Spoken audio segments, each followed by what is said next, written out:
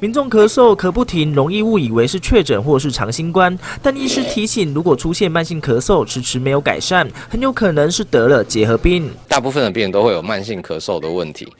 慢性咳嗽是一个它很重要的表现。那其他的就是包括一些食欲不振、体重下降，或是说他常常会有一点轻微的发烧。现在有一些慢性疾病的病人族群也是属于免疫力比较低下的这样子的一个群体那我们要特别小心在这些群体里面。结核病的传染途径是透过口沫、空气传染，发病后的常见症状包括咳嗽超过2周、发烧等等。2022年全国共6482例感染，468人死亡，其中65岁以上占了60%。比较低下的高危险族群所做的潜伏结核筛检，有发现潜伏结核的状态，当然是建议可以接受潜伏结核治疗。可以让以后